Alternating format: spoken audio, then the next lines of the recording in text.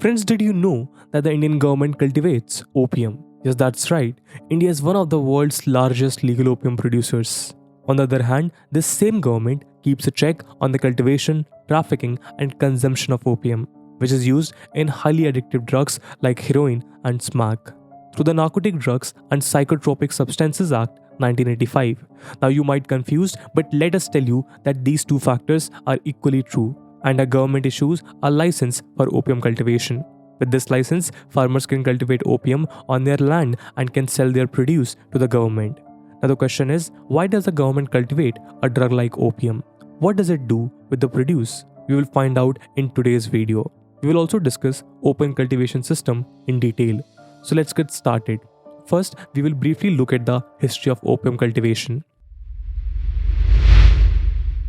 Friends, India's opium history is a long one. It is said that in 330 BC, Alexander the Great introduced the people of Persia and Indian subcontinent to opium. An ancient Indian medical text, Bhava Prakasha, dating back to 1000 AD, describes the use of opium. Apart from this, ancient Indian medical treatises, Shodal Gadani Greh and Sahrangdar Samhita, written around 1200 AD, talk about the treatment of diarrhea and sexual debility with opium. A book called Dhanvantari Nighantu also describes the medical properties of opium. Opium began to be grown as a staple crop in India from the 8th century. We also find its mention as a crop in Ain-e-Akbari, written during the Mughal period. Around 1500 AD, Portuguese started smoking opium while trading along the East China Sea and experienced its hallucinating effects. During the 1600s, Portuguese started the Indian opium trade through Macau with China. It was continued by the Dutch and finally the British East India Company. It was the Dutch taught the Chinese to smoke opium through a pipe. The Chinese emperor had in fact banned opium trade in empire because of its abuses. Hence the company smuggled it into China. By 1767, nearly 2000 chests or boxes of opium were exported to China. In 1773, the company declared its monopoly over the opium produced in Bengal, Bihar, and Odisha. This means that nobody except the company could buy opium from the producers. British Governor General Warren Hastings introduced the contract system. Under this system, contracts to deal in opium were issued through auction. Eventually, the company established its monopoly on opium trade all over India. They used it to increase their revenue and maintain a favorable trade balance. But this was about colonial rule. And as we know, Britishers were here just for their profits. So even if they forced opium cultivation, it wasn't a surprise. Because for them, be it opium or indigo, they were ready to exploit Indian farmers. But what is surprising is that the system continued even post-independence. The government continues to encourage opium trade and also maintains its monopoly over it. Why is it that the Indian government grows opium? Let's find out. Friends, India is among those selected few countries where opium is grown legally and the only country in the world that produces opium gum. Opium gum is obtained from opium poppy plants and contains a number of indispensable alkaloids like morphine, codeine, and thebaine. We often take it for granted that opium is just a narcotic, but no substance found in nature is useless. Everything has its utility. The same is true for opium. Apart from being a narcotic, opium is known for its medical properties. As we discussed in the previous section, many ancient Indian medical texts talk about its medical properties. And it is not just ancient texts that extol its values. Modern medical science also agrees to its uses as a medicine.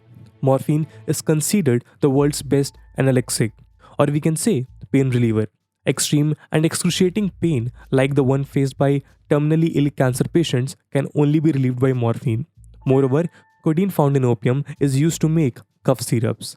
Therefore, opium is used for many kinds of treatment, from post-operative pain management to accident-related trauma and chronic pain syndromes. But it is also true that opium is an extremely addictive substance that has the power to affect people negatively. Hence, its production needs to be regulated. This is the reason why under the United Nations Single Convention on Narcotic Drugs 1961, only 12 countries were allowed to grow opium for medical use. And one of them is India. In fact, as we mentioned before, India is the only country to extract opium gum. The extraction of opium gum requires skilled workers. These workers extract latex through the lancing power of flower-bearing pods. Latex has up to 70% morphine synthesized by plant. The Central Bureau of Narcotics website describes lancing as a skill that is acquired through years of experience, and the deep incision made sharp blade is an accomplished part and precise art. The first step in this process involves making a longitudinal cut. Then the latex that oozes out is left under the hot sun to form a crust. Early next morning, this semi-solid latex is scrubbed using a towel. So far, we discussed the logic behind growing opium. Next, let's understand how the Indian government manages this entire system. The Narcotic Drugs and Psychotropic Substances Act 1985 or NDPS Act empowers the central government to permit and regulate the cultivation of opium for medical and scientific purposes. Under this, Government of India notifies tracts where opium cultivation can be licensed, along with the issuance of general conditions for license annually. These notifications are generally known as opium policies. Opium cultivation has been permitted on notified tracts in Madhya Pradesh, Rajasthan and Uttar Pradesh. One of the legal conditions is that the cultivators need to tender a minimum qualifying yield. Only then they can be eligible for next year's license. The Narcotics Commissioner of the Central Bureau of Narcotics (CBN) in Gwalior, Madhya Pradesh issues licenses to farmers for opium cultivation. Every cultivator's field is individually measured by CBN officers to ensure that the cultivated area does not exceed the permitted area. Cultivators have to tender their entire harvest to CBN, in exchange of which they receive the price as per government rates. CBN sets up weighment centers during the harvest season where the farmers hand over their opium harvest. Then the CBN officers transfer the opium gum produced from the cultivators to the government opium and alkaloid works on GOAW. As of now, India has 2 GOAWs, one in Ghazipur in Uttar Pradesh and the other is in Neemuch, Madhya Pradesh. Even GOAW has an opium factory and an alkaloid plant.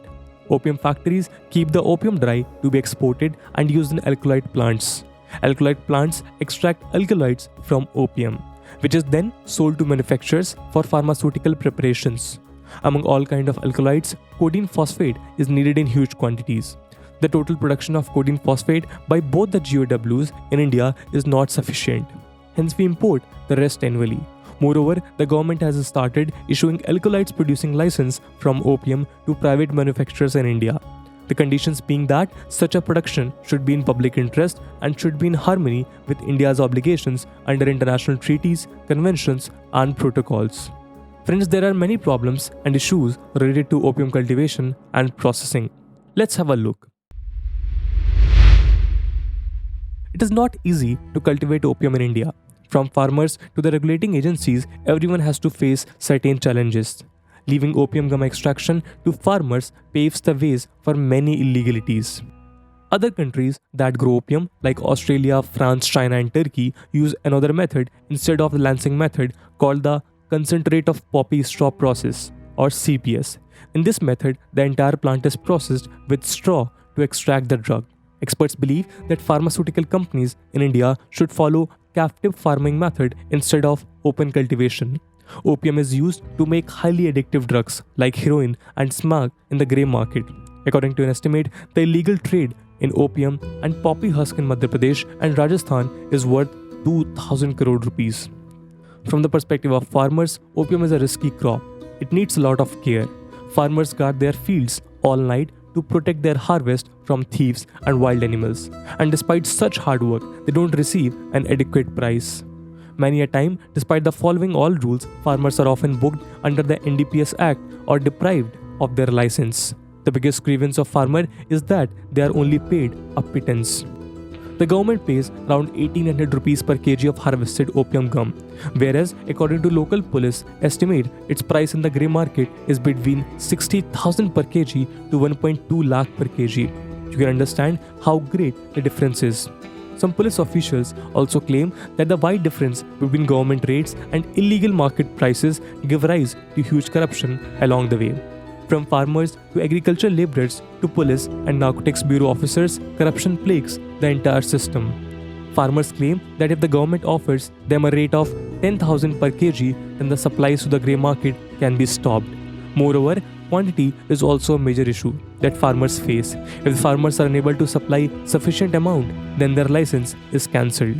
Now, if the weather, improper care of pests, led to a reduction in produce, then the farmer has to illegally buy a shortfall from the neighbor. For this, they have to pay nearly 50,000 per kg. So why do the farmers not let go of the license? It is only because of the hope that the next crop would be better and will fetch a decent price. When the harvest is destroyed by hailstorm or pest attack, it is the farmer's responsibility to call the Narcotics Bureau officials to inspect and destroy the crops. In case they don't do this and they are unable to submit their harvest, they could end up facing charges. Hence, often farmers are forced to pay a bribe of nearly 5,000 rupees. When it comes to other issues related to opium cultivation, the issue of quality testing also emerges. Opium can be classified into almost 13 grades. Often after clearing the quality test at the local office, the final test at the test factory is usually declared adulterated, and either a penalty is imposed on the farmer or the license is revoked. From the issuance of license to the processing of opium, this entire system is extremely cumbersome, the biggest brunt of which is faced by the farmers. Owing to these opium cultivators, we are able to get the important drugs today. Hence, it is all the more important to understand their situation. The government should look at these issues and try resolving them.